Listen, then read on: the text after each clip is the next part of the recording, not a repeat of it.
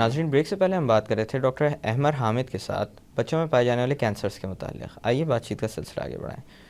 Doctor صاحب، علاج کے دوران آپ نے ایک چوتھی چیز کا تذکرہ کیا تھا، بون میرو ٹرانسپلانٹ. بون میرو ٹرانسپلانٹ کیا ہوتا ہے اور کن کینسرز کے علاج میں اس کی افادیت ہے؟ دیکھیں، بون میرو ٹرانسپلانٹ جیسا کہ نام سے ظاہر ہے کہ بون میرو یعنی ہڈی گودے کو ہڈی کے گودے کی تبدیلی کا عمل. تو یہ عام طور پہ اس کی جو یوٹیلیٹی ہے، اس کا استعمال ہے، وہ بہت ساری فیلڈ کے، صرف کینسر ہی میں نہیں ہے. سب سے کامن ہماری بیماری ہوتی ہے جس میں ہم تھیلیسیمیا کہتے ہیں، اس کے اندر اس کا بہت بڑا رول ہے. اس کے علاوہ ایک پلاسٹک انیمیا کنڈیشن ہوتی ہے جس میں انسان کے ہڈی کے گودا سوکھ جاتا ہے اور وہ بلڈ پروڈکٹس پروڈیوس نہیں کر رہا، پلاسٹک انیمیا کہتے ہیں. تو اس کے اندر اس کی بہت میجر انڈیکیشن ہے. اس کے علاوہ جو سرٹین جینیٹک ڈس آرڈرز ہوتے ہیں، اسٹوریج ڈس آرڈرز ہوتے ہیں، گوشر ڈیزیز، اس طرح کی بہت ساری بیماریاں ہوتی ہیں جس کے اندر ٹرانسپلانٹ کا رول ہے. تو صرف کینسر میں ہی ٹرانسپلانٹ کا رول نہیں ہے، بلکہ انفیکٹ ہمارے جو پاکستان میں جو اس وقت ٹرانسپلانٹ زیادہ ہو رہے ہیں وہ ہیماٹولوجیکل کنڈیشنز کے لیے زیادہ ہو رہے ہیں، جس میں تھیلیسیمیا نمبر 1 ہے، پلاسٹک انیمیا میرے حساب سے نمبر 2 ہے. اچھا، ٹرانسپلانٹ ظاہر ہے جیسا کہ نام سے ظاہر ہے، اس میں 2-3 طرح کے ہوتے ہیں. ایک تو یہ ہوتا ہے کہ انسان کا اپنا جو ہڈی گودا ہے وہ آپ نے اسٹور کیا، اس کو پھر پیشنٹ کو ایک پورا ایک میکینزم سے پاس کر کے وہی انفیوز کر دیا. اور دوسرا ہوتا ہے میچ سبلنگ، یعنی بچے کے جینیٹک بھائی بہن، ان کا بون میرو لے کے اس کو اسٹور کیا. یہ ایسے جیسے ایک ٹرانسفیوژن ہوتا ہے اور اس کو بڑھا کے اس میں انجیکٹ کر دیا، اور پھر امیونوتھراپی ہوتی ہے، سپورٹیو کیئر ہوتی ہے، بہت زیادہ ہوتی ہے. تو ذہن میں تو بہت ساری پتہ نہیں کیا چیز ہے، یہ بہت ساری مشینیں لگیں گی، یہ بالکل، اور کافی تکلیف دہ عمل سننے میں لگتا ہے. یہ ہوگا وہ ایسی بات نہیں ہے، لیکن بیسیکلی تو اس طرح سے ایک ٹرانسفیوژن کی طرح ہوتا ہے. آپ نے میرو وہاں سے لیا اور اس کو انجیکٹ کر دیا اپنے ہوسٹ کے اندر، یا جو اس کو کس حد تک کامیاب ہے بون میرو یہ ڈپینڈ ٹرانسپلانٹ؟ کرتا ہے بچوں کی بیماری کے اوپر کس حد تک ہے. جیسے میں نے بتایا نا کہ جو مین ہمارے پاس انڈیکیشن ہے وہ ہیماٹولوجیکل کنڈیشنز کے اندر ہے. تو 100% تو کامیاب ظاہر ہے چیز ہمارا کوئی بھی نہیں ہے اس حوالے سے. یہ ایک آپشن ہوتا ہے لیکن ویری کرتا ہے، 40%، 50%، 60%، 70%، 80% کیور ریٹ ہے اس کا. لیکن it depend on the condition, کس کنڈیشن کے لیے آپ کر رہے ہیں. جب اور چیزیں اور بہت سارے عوامل ہوتے ہیں جو کہ اس کے لیے دیکھے جاتے ہیں، پورا پوری ایک سائنس ہے جس کو ہمیں لے کے چلنا ہوتا ہے. جی، کینسر کے اندر جو اس کا رول ہے ظاہر ہے وہ ایڈوانس ڈیزیز ہے، یا جیسے لیکیمیاز ہیں. لیکیمیاز میں اب نارمل سائٹوجینیٹک کے ہوتے ہیں، یا رسپونڈ یا ٹریٹمنٹ فیل، جو کیموتھراپی جن میں فیل ہو گئی، ان کو ہم لوگ آپٹ کر سکتے ہیں اور آپشن دے سکتے ہیں کہ وہ ٹرانسپلانٹ کے لیے آپٹ کریں. یا ایکیوٹ مائلوئڈ لیکیمیا، ایک بیماری کینسر کی ایک ویریئنٹ ہوتی ہے بچوں میں، اس کے لیے ہم ریکمینڈ کر سکتے ہیں اگر کیموتھراپی فیل ہو رہی ہے اس کے اندر یا رسپونڈ نہیں آ رہا ہے تو پھر ہم ٹرانسپلانٹ کے لیے پیشنٹ کو آفر کر سکتے ہیں. اس کے علاوہ کچھ اور کنڈیشن CML وغیرہ ہے، اس طرح کی چیزیں ہیں جس کے اندر ہم پیشنٹ کو ریفر کر سکتے ہیں ٹرانسپلانٹ کے لیے. لیکن پاکستان میں کیونکہ ادارے بہت کم ہیں، لمیٹیڈ ہیں، کیونکہ اس پہ وسائل بہت زیادہ لگتے ہیں، بہت ایکسپینسو ہوتا ہے، 2 سے 3 ملین تک اس کے اوپر خرچ ہو جاتا ہے. تو ظاہر ہے ہمارے پاس بہت ڈیٹا نہیں ہے لوکل کہ جس پہ ہم کہہ سکیں کہ بھائی ٹرانسپلانٹ ہو رہا ہے، ٹرانسپلانٹ کے اتنے کیور ریٹ ہیں، اتنے سکسیس ریٹ ہیں. تو وہاں پہ کوئی ڈیٹا نہیں ہے جس پہ ہم کہیں کہ بہت سارے لوگ افورڈ بھی نہیں کر سکتے. اچھا ڈاکٹر صاحب، پاکستان میں کہاں کہاں کیا جا رہا ہے بون میرو ٹرانسپلانٹ؟ پاکستان میں ظاہر ہے تقریباً اس وقت 2 سے 3 ادارے ہیں جہاں پہ اس وقت ٹرانسپلانٹ کی فیسلٹی موجود ہے. کراچی میں آقان ہاسپٹل ہے، NIBD ایک ادارہ ہے وہاں پر ہے، arm force institute of pathology Pindi کے اندر ہے، وہاں پر ہو رہا ہے. اور آٹولوگس ٹرانسپلانٹ شاید اب شوکت خانہ میں بھی میرے حساب سے شروع ہے. لیکن آٹولوگس مطلب انسان کے اپنے جسم کا نکال کے، تو جو میچ سبلنگ والا ہوتا ہے ہیموپوٹک اسٹیم سیل ٹرانسپلانٹ، وہ بھی شاید وہاں پر بھی شروع نہیں ہوا ہے. تو لمیٹڈ فیسلٹی ہے، لمیٹڈ وسائل ہیں ابھی، اور میں یہ سمجھتا ہوں کہ بہت ہی انیشیل اسٹیج کے اندر ہے پاکستان کے اندر ٹرانسپلانٹ.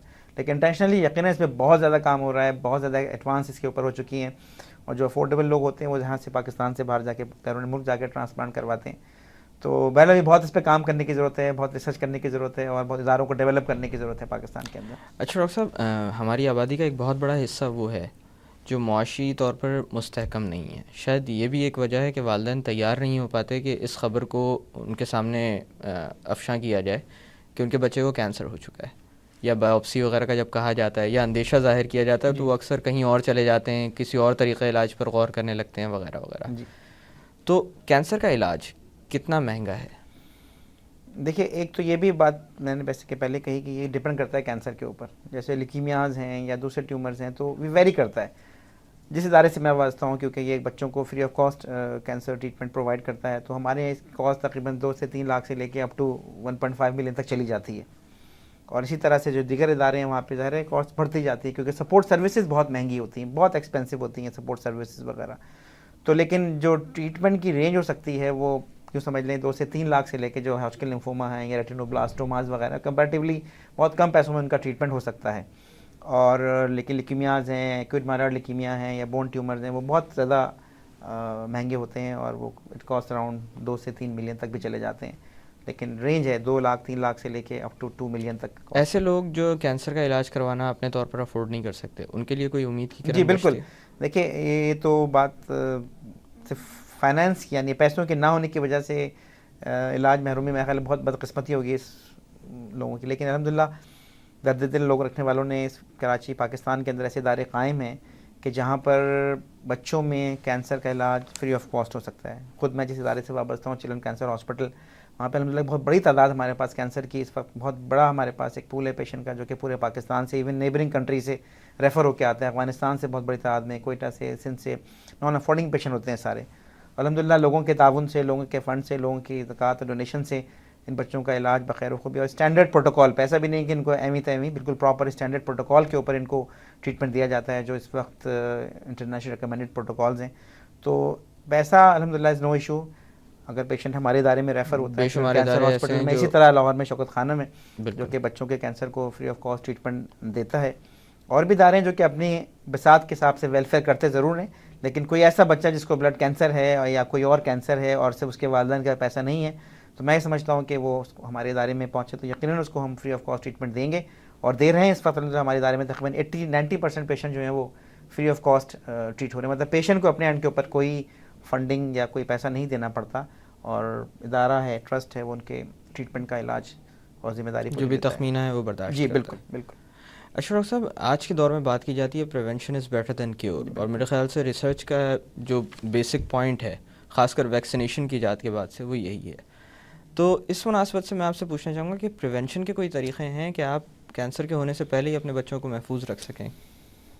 دیکھیے پریونشن کی ڈیفینیٹلی طریقے تو موجود ہیں، لیکن پیڈیاٹرک پاپولیشن یعنی جو چائلڈہڈ کینسر ہے اس کے اندر وہ اس طرح سے پریونٹیو چیزیں ہوتی نہیں ہیں کہ جو کہ آپ اگر اختیار کریں تو اور کینسر نہ ہو.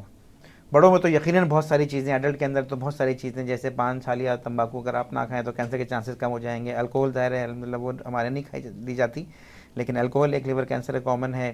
اسی طریقے سے اسموکنگ ہے، وہ بہت کامن کینسر کا کاز ہے. لیکن بچوں کے اندر کچھ چیزیں ایسی ہیں جس کو ہم پروموٹ کرتے ہیں، جس کو ہم کرتے ہیں، جو کہ ایک انٹرنیشنل گائیڈ لائن بنی ہے کہ جس کے اندر اگر وہ پریکٹسز کو فالو کیا جائے تو کینسر کے چانسز کم ہو جاتے ہیں.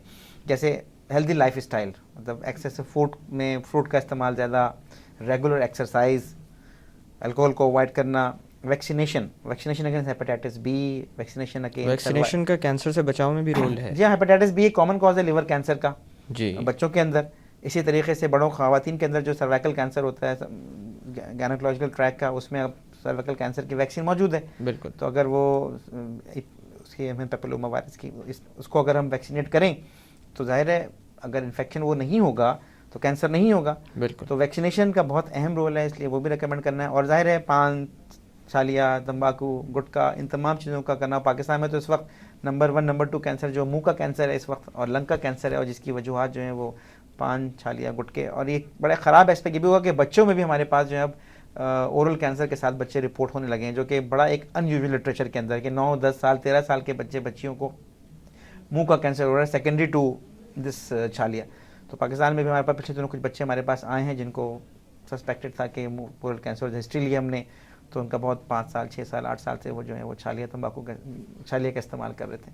تو انفارچونیٹلی یہ زہر جو بچوں میں بھی سرایت کر رہے ہیں. تو اس لیے یہ بہت ضروری ہے کہ ہم پبلک کو اس بات پہ آگاہ کریں کہ ان چیزوں سے بچا جائے تاکہ کینسر جیسے موذی مرض سے بچا جا سکے. چھالیا کا آپ نے بالکل صحیح تذکرہ کیا، کافی زیادہ رجحان پایا جاتا ہے. اور چھالیا کے معاملے میں یہ بھی کہا جاتا ہے کہ کینسر ہونے سے پہلے کچھ پری کینسرس کنڈیشنز بھی ایگزسٹ کرتی ہیں جو کہ نظر آتی ہیں. ان کے بارے میں آپ کچھ بتانا چاہیں گے؟ جی دیکھیں، اب ظاہر ہے کچھ کنڈیشن ایسی ہوتی ہیں، ظاہر ہے کچھ اسکن کے لیجن ہوتے ہیں، اسی وجہ سے سن لائٹ کا ایکسپوجر بھی یورپ میں تو بہت کامن ہے کہ اگر بہت زیادہ سن لائٹ ایکسپوجر ہو تو وہ اسکن کے کینسر کے پاسبلٹی اس حوالے سے ہو سکتی ہے. تو پری کینسرس کنڈیشن تو ظاہر ہے بچوں کے اندر تو نہیں ہوتی، لیکن ایڈلٹ پاپولیشن کے اندر یقیناً کچھ پری کینسرس کنڈیشن ہو سکتی ہیں. کوئی اسکن کا لیجن ہے، منہ کے اندر کوئی لیجن اگر پرسس کر رہا ہے، بہت طویل عرصہ ہو گیا، کوئی وائٹ اسپاٹ پڑ رہا ہے تو وہ اب نارمل ہے. کسی کو مسلسل بلیڈنگ ان اسٹول ہو رہی ہے، یا ماؤتھ اوپننگ کم یا ہو ماؤتھ گئی اوپننگ کا مسئلہ ہے، ہو رہا ہے، یا چوئنگ کے اندر اس کو پین ہو رہا ہے، یا سویلنگ کے اندر اس کو تکلیف ہو رہی ہے، تو ڈیفینیٹلی اس کو ایڈلٹ پاپولیشن کے اندر تو اس کو ایوائڈ کرنا چاہیے. لیکن جیسا کہ میں نے بتایا کہ پیڈیاٹرک پاپولیشن کے اندر ایز سچ کوئی نون پری کینسرس کنڈیشن نہیں، لیکن کچھ جینیٹک ڈس آرڈر ہوتے ہیں، جیسے ڈاؤن سنڈروم والے بچے ہیں ٹھیک، ان کے اندر یہ نون فیکٹ ہے کہ ان کو لیکیمیا یا لیمفوپرولیٹیو ڈس آرڈر ہونے کے چانسز بہت، تو ان بچوں کو آپ سرویلنس میں رکھ سکتے ہیں. یہ اور جو جینیٹک کنڈیشن ہوتی ہیں جن کی ایسوسیشن ہے کینسر کے ساتھ، ان بچوں کو آپ سرویلنس میں رکھ سکتے ہیں، یا پری کینسرس آپ اس طرح کہہ سکتے ہیں. ڈاؤن سنڈروم ظاہر ہے ایک نون ایک جینیٹک ڈس آرڈر ہے، تو اس طرح سے تو ہم کہہ سکتے ہیں کہ یہ کنڈیشن میں لیڈ ٹو کینسر. ان بچوں کو آپ سرویلنس میں رکھیں، لیکن ایز سچ کوئی بچوں کے اندر کوئی ایسی کنڈیشن بہت زیادہ نون نہیں ہے کہ جس پہ ہم کہیں کہ اگر ہے تو یہ چیز ہوگی. ایڈلٹ کے اندر لیکن یقیناً بہت ساری کنڈیشنز ہیں. ڈاکٹر صاحب یہاں پہ تھوڑی دیر کے لیے باتوں کا سلسلہ روکتے ہیں. ناظرین، وقت ہوا ایک چھوٹی سی کمرشل بریک کا. بریک سے واپس آ کر بچوں میں پائے جانے والے کینسرز کے متعلق مزید بات کی جائے گی. Keep watching the health show.